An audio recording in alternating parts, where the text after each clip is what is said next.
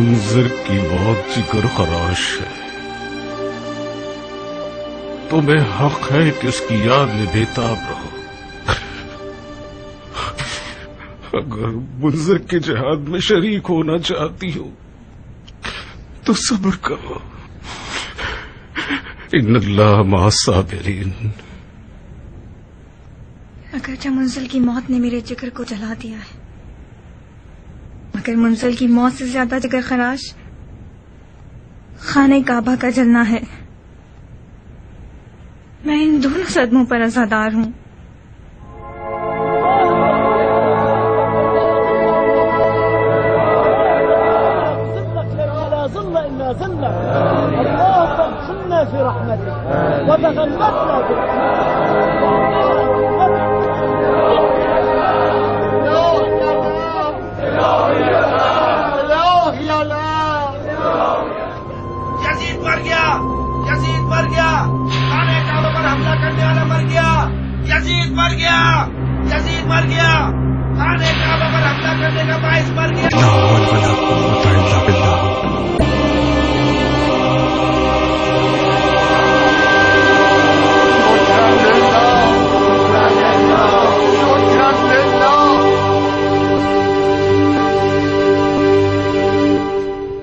رخصت بھائی جان، کہو جعفر، حشاش بشاش کو کوئی بشارت لائے ہو؟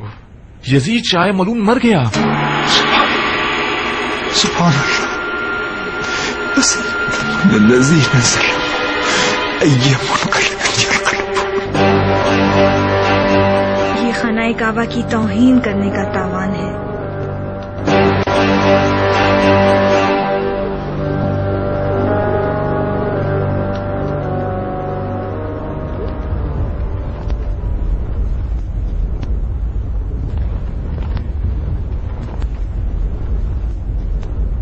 کم از کم 30-40 دن کا وقت لگتا ہے کہ ایک خبر دمشق سے مکہ پہنچے۔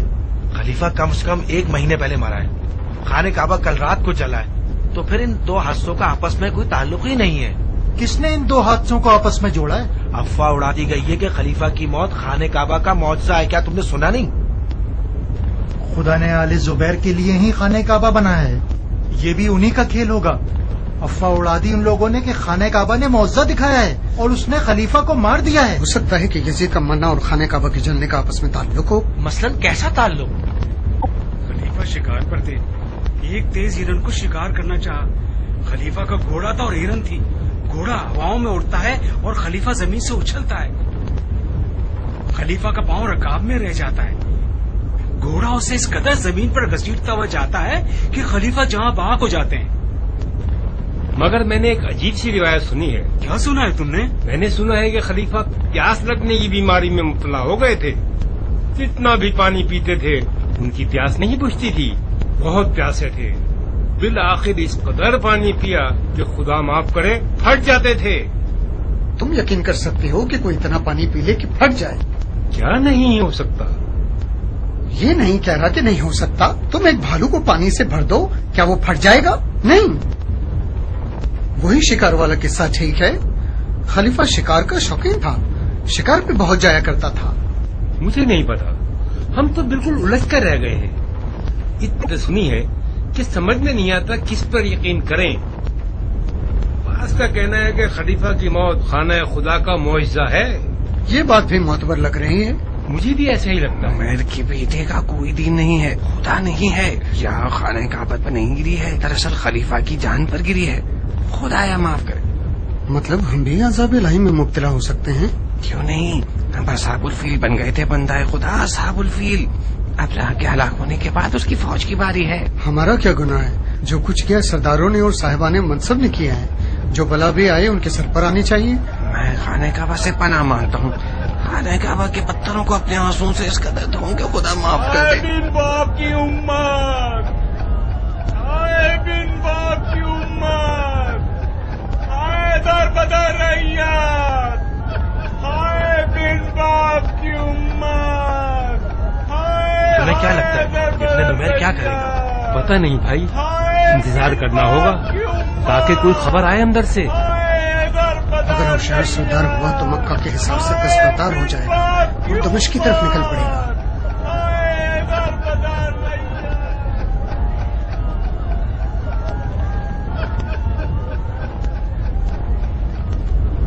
جو بھی جنگ لڑنے پر راضی ہے وہ کھڑا ہو جائے.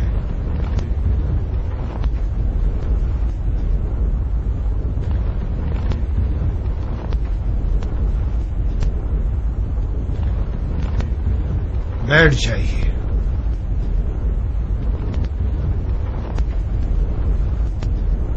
خدا جانتا ہے کہ میں خلیفہ مرحوم سے زیادہ زبیر کے بیٹوں کے خون کا پیاسا تھا، مگر کیا کروں، یہ ہے ہماری لشکر کی حالت. ہر 10 میں سے صرف 2 افراد جنگ کے لیے راضی ہیں. اس جنگ کو آگے بڑھانا ہمارے لیے نقصان دہ ہے. ہمیں اب مشکل فیصلے کرنے ہوں گے. ہم نے یہ جنگ چند خرافات کی وجہ سے ہاری ہے. ہم سب کو ایک دن مرنا ہے. یزید بھی 1 ماہ پہلے ایک حادثے کے نتیجے میں مرا ہے. بس نہ کوئی غیب کا ہاتھ تھا، نہ کوئی معجزہ ہوا ہے. اگر میرے پاس کوئی ایسی تلوار ہوتی جو خرافات کو ختم کرنے پر قادر ہوتی تو میں ہرگز ترک جنگ پر راضی نہ ہوتا.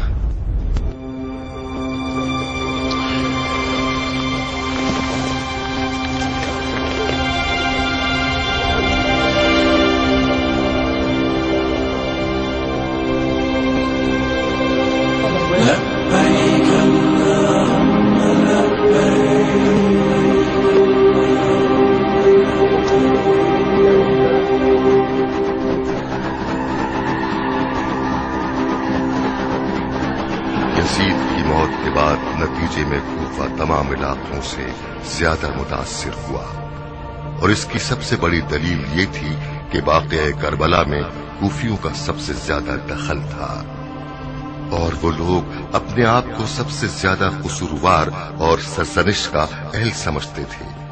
تاریخ کی گواہی کے مطابق جس وقت یزید کی موت کی خبر کوفہ آئی، اس وقت ابن زیاد حاکم کوفہ و بصرہ شہر بصرہ میں تھا، اور اس کی غیر موجودگی نے یزید کے مخالفین کے لیے راہیں ہموار کر دی تاکہ وہ لوگ اس کے خلاف کھلم کھلا قیام کر کے میدان میں آ جائیں. سلیمان سرد خزائی جو کوفہ میں شیعوں کے علماء میں سے تھا اور اپنے آپ کو تواب کہلاتا تھا، کھلم کھلا امویوں کی مخالفت کا پرچم لہرا کر سامنے آ گیا. اے میرے جیسے گناہگاروں، اے اپنے کیے ہوئے پر نادم ہونے والوں، اے بے وفائی اور اپنی وعدہ خلافی کا اقرار کرنے والوں، اے توابین، اگر ساری عمر بھی اس شہید دشت نینوا پر خون کے آنسو روتے رہے تب بھی ہمارے گناہ معاف ہونے والے نہیں. میرے بھائیوں، نورین سید المرسلین سبط النبی حسین ابن علی کی مدد نہ کرنا ایسا گناہ کبیرہ ہے جو فقط ہمارے خون سے دھل سکتا ہے. یہ فتویٰ ہے آپ کے پیر و مرشد سلیمان کا، جو کفن پوش اور عازم میدان ہے. جو بھی ان کی مدد کرنا چاہتا ہے، بسم اللہ.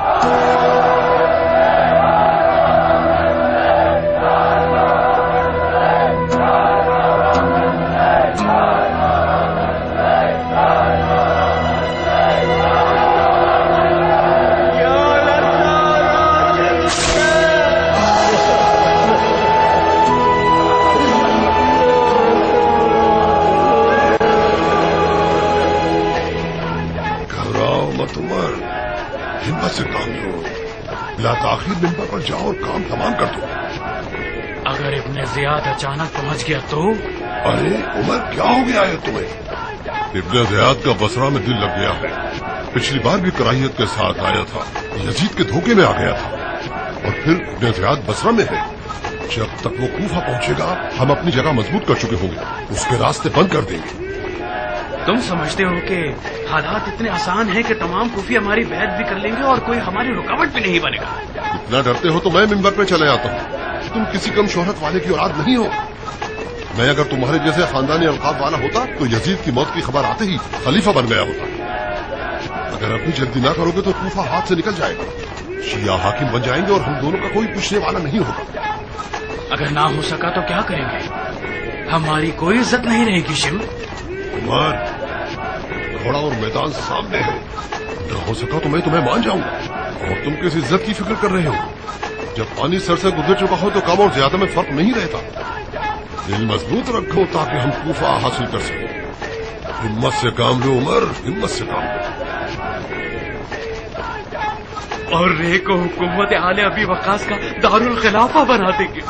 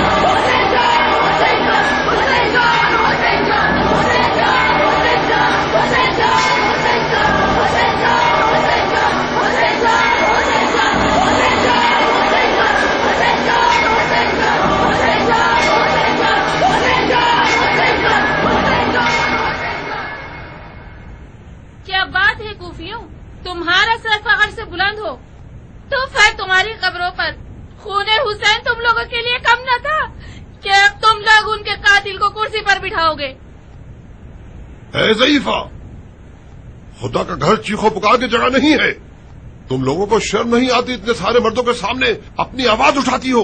मर्द? कौन से मर्द? कोई मर्द नजर नहीं आता कि हम शर्माएं।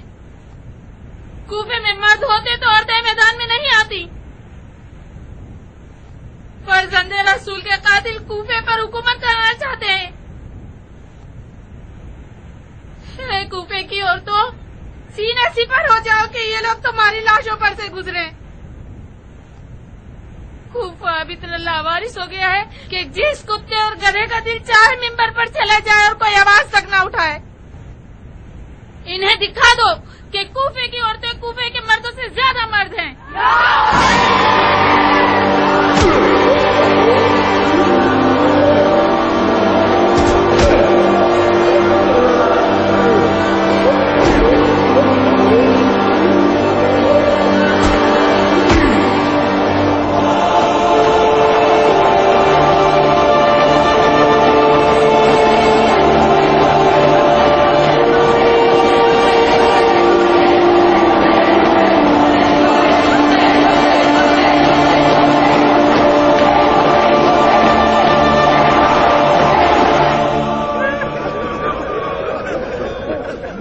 शर्मिंदा हूँ भाइयों,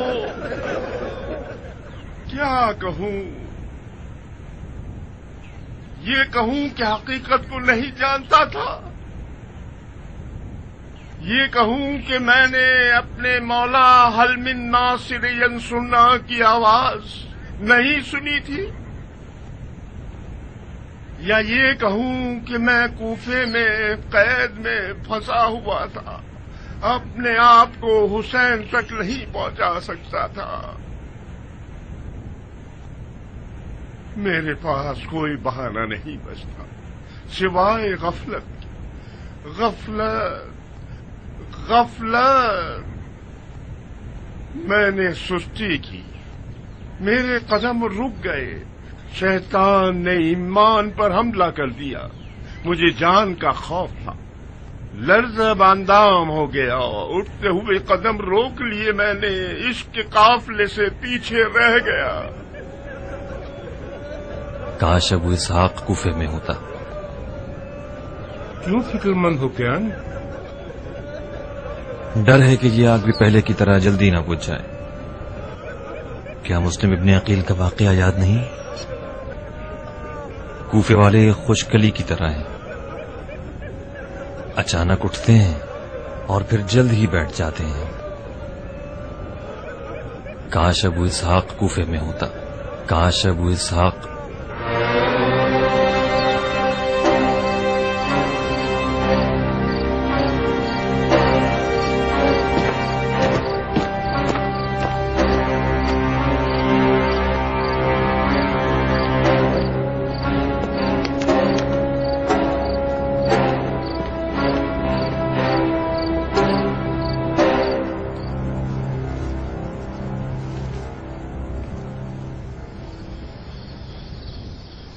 خوش آمدید ابو اسحاق، کیسے ہو تم؟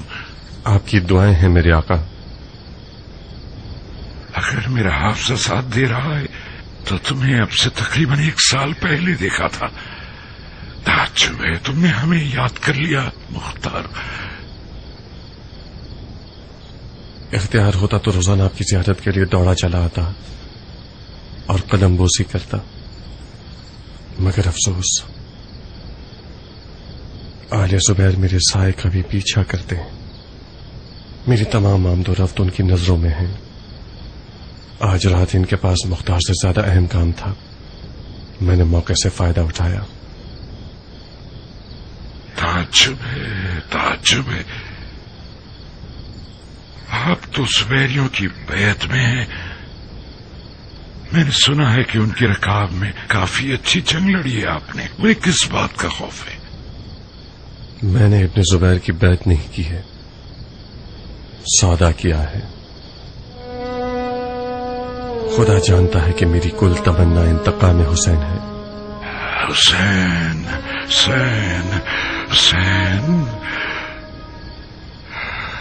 حسین کا نام یعنی غربت، یعنی مظلومیت، یعنی تنہائی، تنہائی، تنہائی۔ مشیت الہی تھی کہ میں صفین میں معذور ہو جاؤں تاکہ کربلا میں اپنے بھائی حسین کے ساتھ جا سکوں۔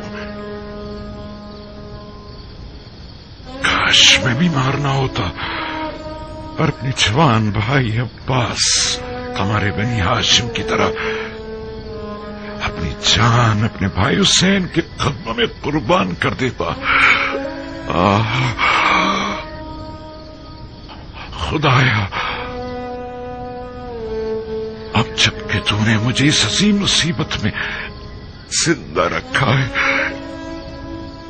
تو مجھے اس قدر زندہ رکھ کہ میں تیرے دست انتقام سے اپنے حسین کے قاتلوں کا قصاص دیکھ سکوں۔ مر کے یزید بشارت ہے اس دعا کی قبولیت کی۔ خدا کی قسم دشت کربلا کے اشقیاء ہرگز سکھ چین نہ دیکھ پائیں گے۔ روز وعدہ نزدیک ہے میرے آقا۔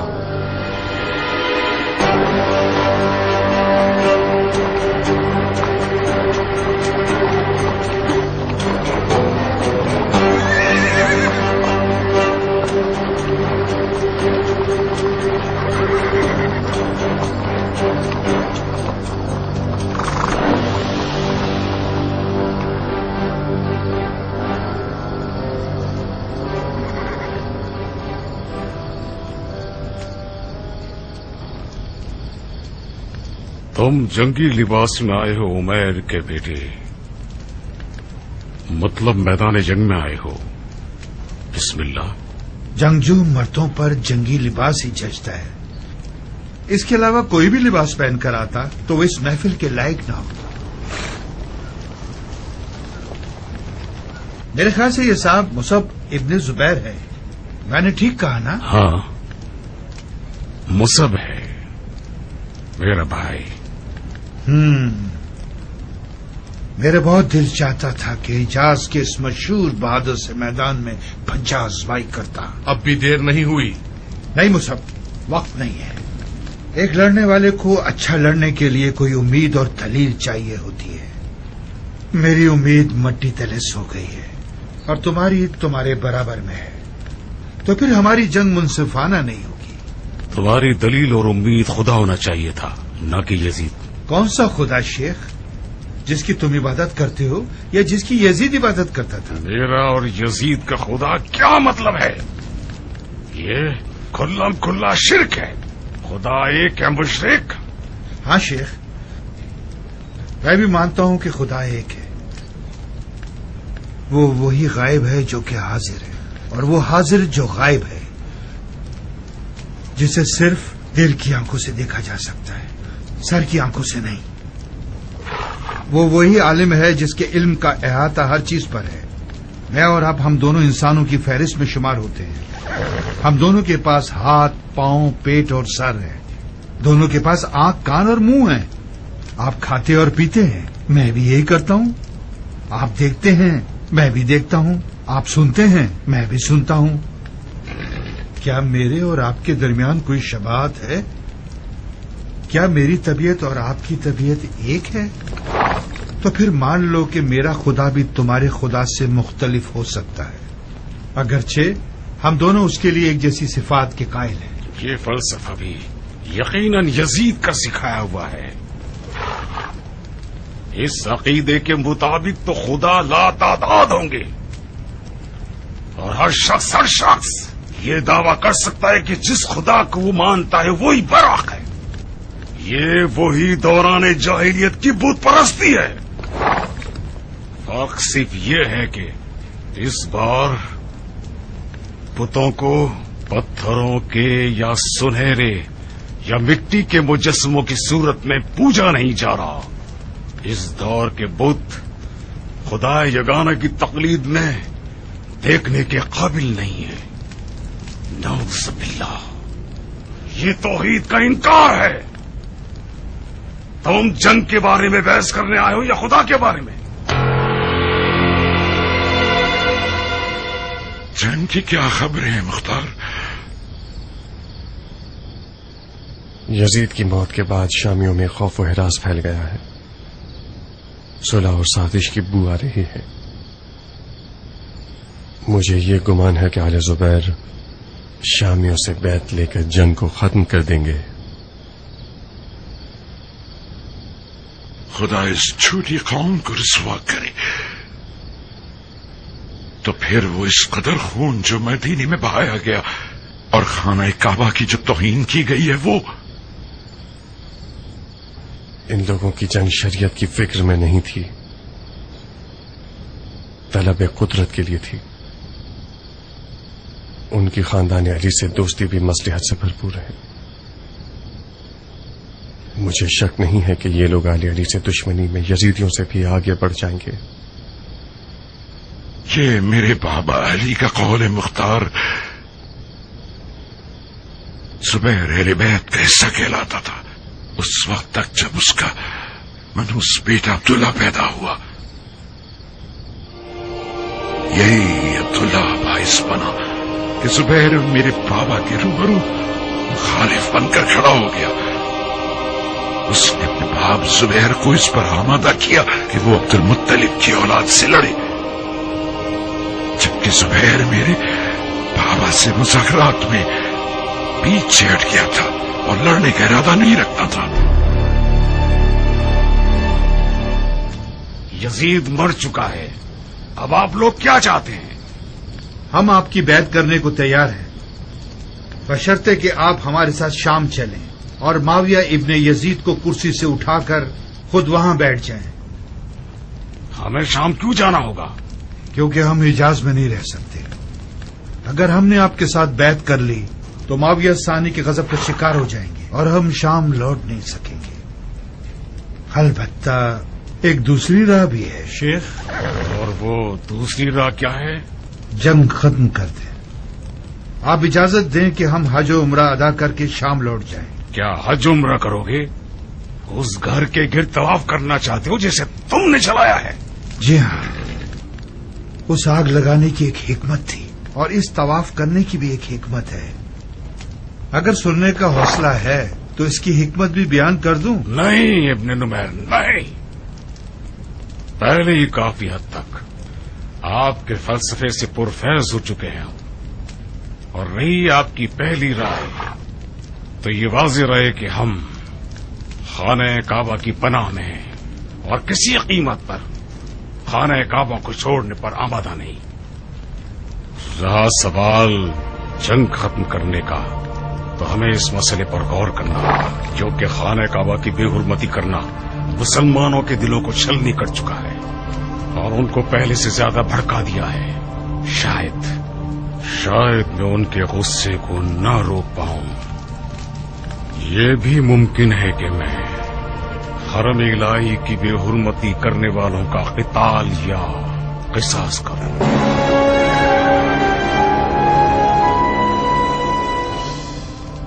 مجھے یقین نہیں آتا کہ یہ حیوان عقل اور تدبر نام کی شے بھی کچھ حد تک رکھتا ہے. میرا خیال تھا کہ یہ صرف ایک ایسا درندہ ہے جس کے پاس صرف تیز دانت اور سینگیں ہیں اور عقل سے دور ہے. خوب فلسفے بنا رہا تھا. جی ہاں، مگر اس کے اوسان خطا ہو گئے ہیں. بہت ڈر سا گیا ہے. اسے ڈرنا چاہیے، اسے ڈرنا چاہیے مصعب، کیونکہ وہ اس لشکر کا سردار ہے جس کے سپاہیوں کو یہ احساس ہونے لگا ہے کہ ان کے سرداروں نے انہیں ذلت، تباہی اور رسوائی کی راہ پر زبردستی گھسیٹا ہے. اگر بہت زیادہ جنگ کی ضد کرے گا تو بعید نہیں ہے اس کے لشکر والے اس کے سر پر ٹوٹ پڑیں اور اس کے ٹکڑے ٹکڑے کر دیں. کاش آپ اسے خانہ کعبہ کو آگ لگانے کی حکمت بھی بیان کرنے دیتے. میرا بہت دل چاہ رہا تھا کہ میں یہ سنوں کہ اس بارے میں وہ کون سی من گڑت تفسیر اور وجوہات بیان کرتا ہے. نہیں مصعب، نہیں. یہ گروہ یزید کی طرح من چاہے قصے پیدا کرنے میں ماہر ہے. یزید شاعر تھا اور شعرا زیادہ تر شرک آلود طبیعت کے مالک ہیں اور ان کے کہے ہوئے کلام مشرکانہ آیات سے بھرے ہوئے ہیں.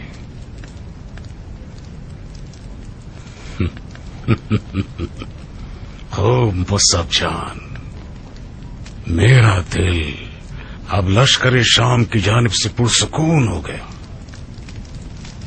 اب بہتر رہے گا کہ ہم عراق کو فتح کرنے کی سوچیں.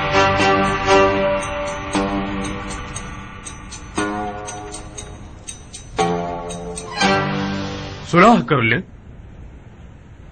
کس سے صلح کر لیں؟ ان لوگوں کے ساتھ صلح کر لیں جنہوں نے خدا کے گھر میں آگ لگائی اور خانہ کعبہ کی بے حرمتی کی. کیسے صلح کر سکتے ہیں؟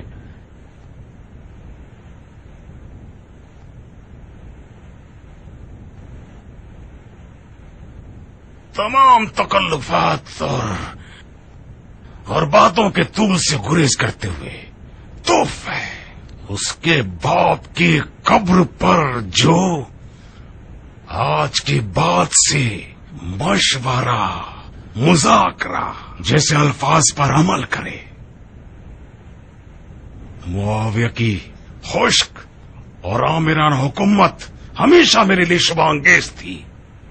اب سمجھ میں آتا ہے کہ وہ بالکل صحیح کام کرتا تھا.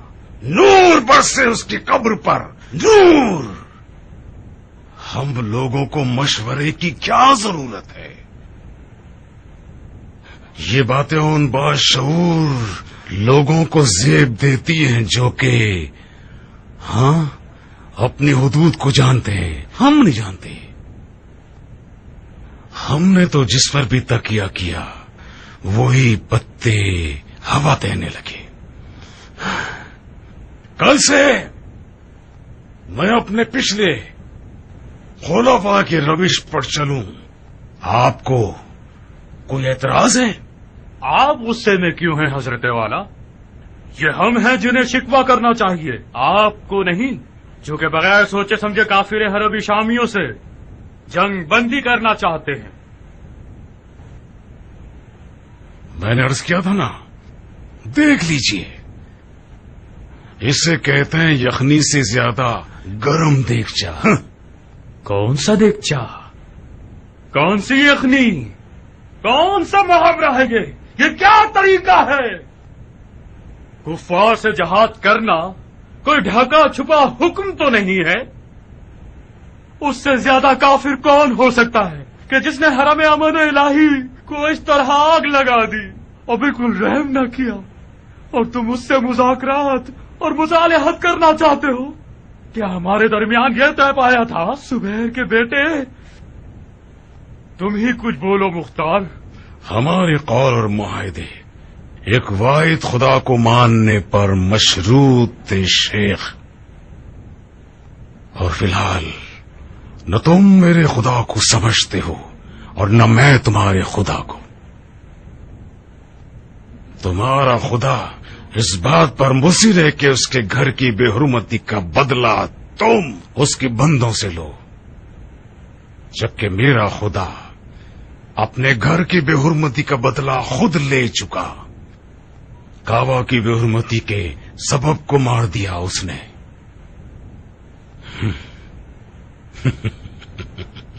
मैं सुलह की चाशनी की तरफ राग़िब हूं बनिस्बत जंग की तलखी के।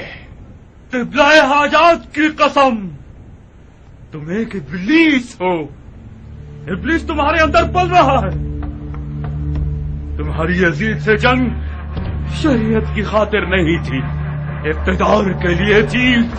जशल्लाह की तलवार अब तक 2 ग्रोह के खिलाफ थी, अलवी और उमवी।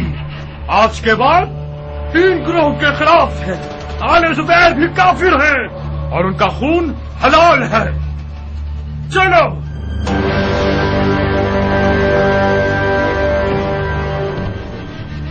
नाफहम आदमी।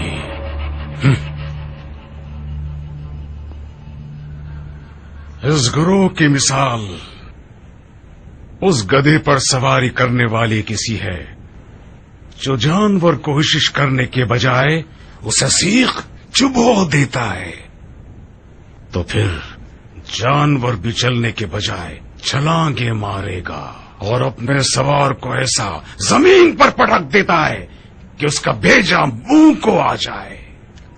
ये मलून शरीयत में से सिर्फ फतवे लगाना ही सीख पाया है। अगर जरा सी चाशनी दियानत के तौर पर साथ लेके चलते तो गलत फहमी से दूर न होते। ऐ खुदा, इनकी जड़ों को नाबूद कर दे। काश अली जंग नहरवान में इनकी नस्ल खता कर देते। क्या करें अबू इसहाक? किसके साथ? इस बरान ज़दा हालात के साथ, लश्कर शाम के साथ, इन खवारिज के साथ जो हिज़्ब शैतान है। फौरी तौर पर तो मुझे कुछ समझ नहीं आ रहा, मुझे इस पर गौर करना पड़ेगा। बहुत खूब, गौर करो, गौर करो।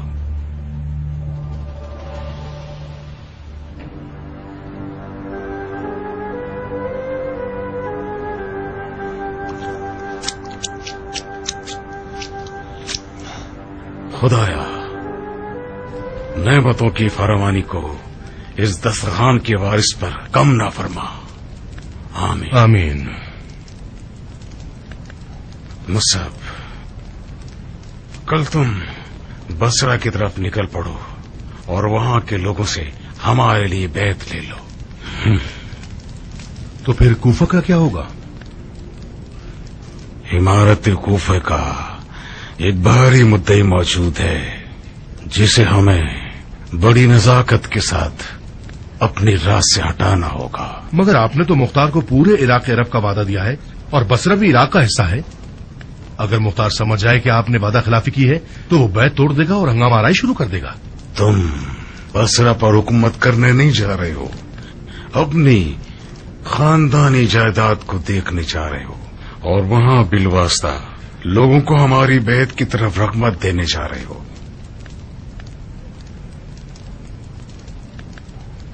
मगर भाईजान, आप ही ने तो कहा है कि मुख्तार एक खतरनाक हरीफ और भारी मुद्दई है।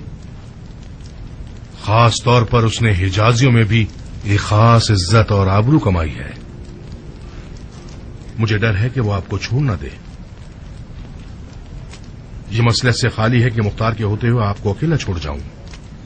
مصعب تم جاؤ اور بصرہ کی فکر کرو. تمہارا بھائی مچھلی کے پیٹ کو چیر کے نکلنا جانتا ہے.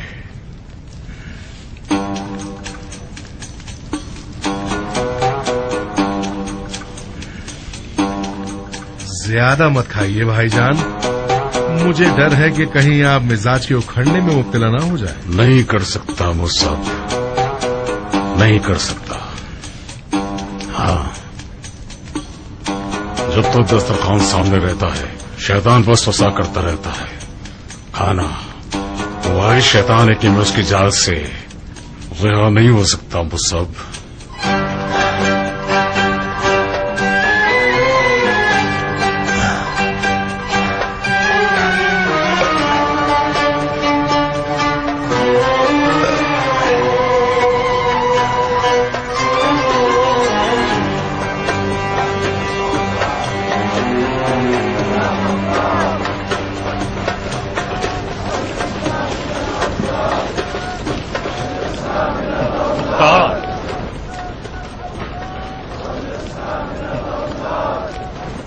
جناب نجدت ابن عامر، کیا حال ہے آپ کے؟ مت پوچھو مختار، بہت بری حالت ہے، بہت بری حالت. تم کہاں ہو مختار؟ کل رات سے اب تک میں نے مکہ اور وہاں سے جنگ کے چپے چپے کو تمہاری تلاش میں چھان مارا. وہ کیوں؟ آؤ چلو کسی کونے میں چل کر کچھ گفتگو کریں. کس بارے میں؟ ان موجودہ حالات کے بارے میں جو ابن زبیر نے ابن نمیر کے ساتھ مل کر کی ہے. معاف کرنا شیخ، بیعت شکنی کرنے والوں کے ساتھ تنہائی اور کونے میں گفتگو یعنی خلیفہ کے خلاف سازش کرنا. میرا فی الحال بیعت شکنی کرنے کا کوئی ارادہ نہیں. ڈر رہے ہو؟ نہ ڈروں. نہیں، تم اب بھی کوئی کم طاقت رکھنے والے نہیں ہو مختار. جنگ مکہ میں بہت سے حجازیوں نے تمہارا کلمہ پڑھنا شروع کر دیا تھا. پھر خلافت کا لباس تم کیوں نہ پہنو مختار؟ خدا کی قسم تم زبیر کے بیٹے سے زیادہ اس کے لائق ہو. تفرقہ مت پھیلاؤ شیخ، گناہ ہے. تم نے اپنے آپ کو نافہم کیوں بنا رکھا ہے مختار؟ زبیر کا بیٹا وعدہ خلاف اور خیانت کار شخص ہے. اس کا کام نکل گیا تو تمہیں مکہ میں سے بال کی طرح نکال دے گا. اس سے پہلے کہ موقع ہاتھ سے نکلے ہم متحد ہو جائیں اور خلافت کے لبادی کو اس کا ادھورا خواب بنا کر رکھ دیں. ذرا سی غلطی کر رہے ہو شیخ. زبیر کے بیٹے نے لبادہ اوڑھ لیا ہے. اگرچہ اوڑھ لیا ہو ہم یہ لبادہ اتار دیں گے. میں ان لوگوں کے ساتھ متحد نہیں ہو سکتا جو میرے مولا علی کے سر پر ضرب لگانے پر فخر کرتے ہیں. تو پھر جنگ مکہ میں کیوں ہمارے ساتھ متحد ہوئے تھے؟ وہ اتحاد مختار کا اتحاد نہیں تھا، وہ ابن زبیر کا اتحاد تھا خوارج کے ساتھ. میں صرف درمیانی ذریعہ تھا. میں تو تھک گیا ہوں. علی کا قصہ تو کب کا ختم ہو گیا. اب تم لوگ کیا قیامت کے دن تک علی کے زخمی سر کو تفرقے کا بہانہ بناؤ گے؟ خدا رسول کی قسم یہ تمام مسلمانوں کے فائدے میں ہے کہ آج زبیری جلادوں کے خلاف مل کر کھڑے ہو جائیں. کہو تو ایک راز تمہارے لیے فاش کر دوں تاکہ تم جان لو کہ اس نے ہاشمیوں کے لیے کیا خواب دیکھا ہے. کیسا خواب؟ وہ چاہتا ہے کہ تمام ہاشمیوں کو ایک کھائی میں جمع کر کے زندہ جلا دے تاکہ بقول اس کے جہنم جمل کا انتقام لے سکے. کس سے سنا تم نے؟ خود اسی کے منہ سے. میرے ان کانوں نے اس کی زبان سے یہ جملے سنے. ایک دن وہ اپنے بھائی مصعب کے ساتھ تنہائی میں بیٹھا ہوا تھا. میں نے کان لگائے. خدایا مجھے معاف کرنا. وہ اپنی دلی آرزو کے بارے میں مصعب سے گفتگو کر رہا تھا. اس کی دلی آرزوؤں میں سے ایک یہ تھی کہ ایک کھائی میں بہت ساری گھاس اور ایندھن جمع کر کے ہاشمیوں کے لیے ایک جہنم بنا دے. مختار اس وعدہ خلاف گروہ سے اپنا دامن بچا لو. اس حقیقی کی رائے یہ ہے کہ ہم جنگ میں پیش قدمی اور پہل سے کام نہ لیں، خاص طور پر مکہ اور خانہ کعبہ میں جو کہ حرم امن ہے اور اس میں جنگ اور لڑائی حرام ہے، سوائے اس کے کہ جہاں مجبور دفاع ہوں۔ ابن نمیر بھی لشکر کی فراوانی اور کھانے پینے کا سامان کم ہونے کی وجہ سے کہتا ہے کہ ہم اسے جلدی جواب دیں۔ کیا کریں؟ ہاں تم بتاؤ ابو اسحاق۔ کیا عرض کروں؟ اپنی رائے بتاؤ میرے بھائی، کیا صلح پر راضی ہو تم؟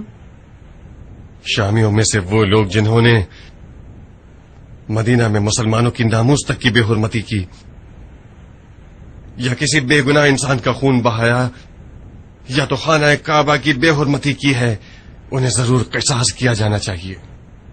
ابن نمیر جیسے لوگ یزید کے بازو ہوا کرتے تھے، ان کا جرم یزید سے زیادہ نہ ہو تو اس سے کم بھی نہیں۔ شامیوں میں جو گناہگار ہیں انہیں بے گناہ شامیوں سے کیسے جدا کریں؟ ابن نمیر کا تو جرم اور سزا واضح ہے، باقیوں کا کیا کریں؟ آپ کی بات کے مطابق جس نے بھی خانہ کعبہ کی طرف ایک پتھر بھی پھینکا ہے وہ مجرم ہے، مگر مجرموں کو کیسے پہچانے؟ میں یہ نہیں کہہ رہا ہوں کہ شامیوں میں سے ایک ایک فوجی کو سزا دی جائے، نہیں۔ آپ کچھ بھی کر لیں، ممکن ہے پھر بھی کچھ لوگ بے قصور بن جائیں اور ان کا جرم ثابت بھی نہ کیا جا سکے۔ ان لوگوں کا قصاص خدا پہ چھوڑا۔ اب تک آپ شام کے سپاہیوں سے لڑ رہے تھے، اب ابن نمیر سے تو لڑیے کہ جس کا جرم واضح ہے۔ جو بھی ابن نمیر کا ساتھ دے گا وہ گناہگار ہے۔ بہت خوب، کل اعلان کروا دیتے ہیں کہ شامیوں کا امان ہے سوائے ابن نمیر کے، جو خانہ کعبہ کی بے حرمتی کا اصل باعث تھا۔ جو کوئی ہماری طرف آ گیا اچھی بات ہے، نہ آیا تو کوئی بات نہیں، ہم اس سے بھی لڑیں گے۔ عمیر کا بیٹا بہت کمزور پڑ گیا ہے حضرت خلیفہ، اس کے ساتھ سختی کا سلوک کرنا خلیفہ کی حکومت کا چہرہ بدنما کر دے گا۔ وہ ایک کھلا مجرم ہے، بہت خوب، اس کو قصاص کر دیا جائے، بگڑے ہوئے کو ٹھیک کر دیجیے، مگر سیاست سے کراہیت آمیز چہرے کے ساتھ نہیں کہ سب آپ کے چہرے سے وحشت کھائیں اور بھاگنے لگیں۔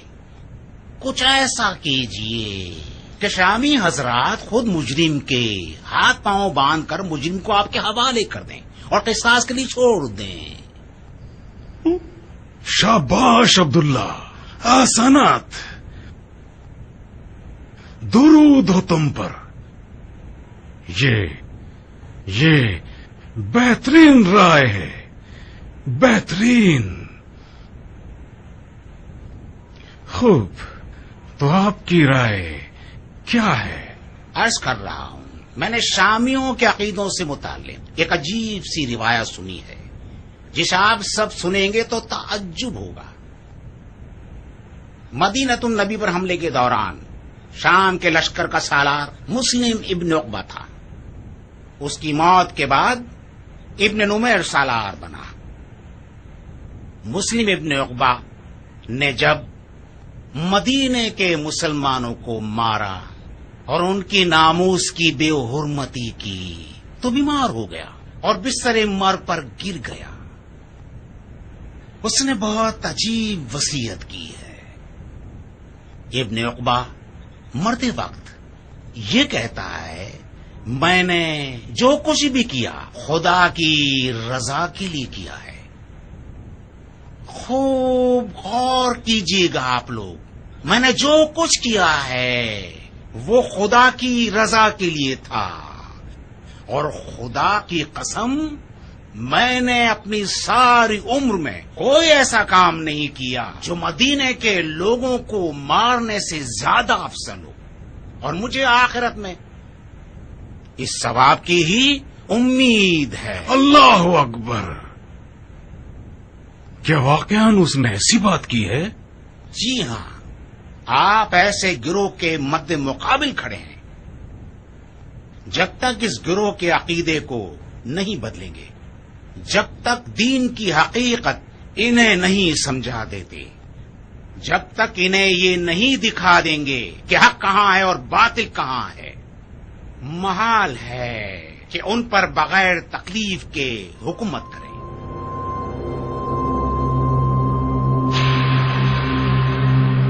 وہ حالات جو اس وقت خانہ کعبہ کی برکت سے پیدا ہوئے ہیں، یہ بہترین موقع ہے کہ آپ شامیوں کے دلوں کو تسخیر کریں۔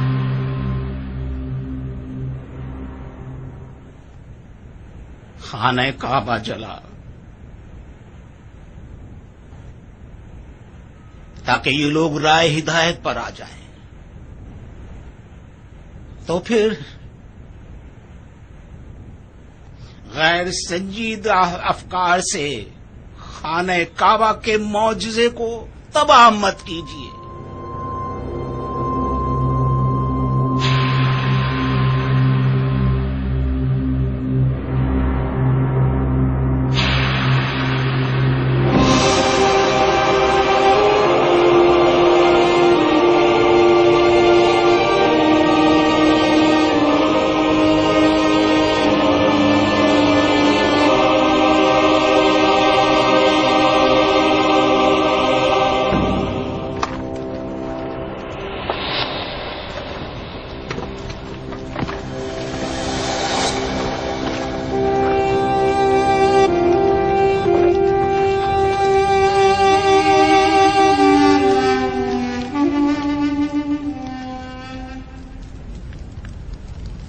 بنی ہاشم ایک مغرور اور متکبر قوم ہے۔ مجھے اپنے خطبوں میں رسول خدا کا نام گرامی لانے میں دقت ہوتی ہے، کیونکہ میں نہیں چاہتا کہ ان کا نام سن کر ان کے خاندان والے سینہ پھلائیں، پکڑے، فخر و مباحات کرے۔ خدا نے اس خاندان کو ابو لہب کے نام کے بہانے لعنت کی ہے، جو کہ صرف کچرے اور کوڑے کی مثال ہے۔ اس گروہ کی سزا فرض ہے، اور امید کرتا ہوں کہ خدا مجھے اس عمل خیر کی جزائے خیر دے، انشاءاللہ۔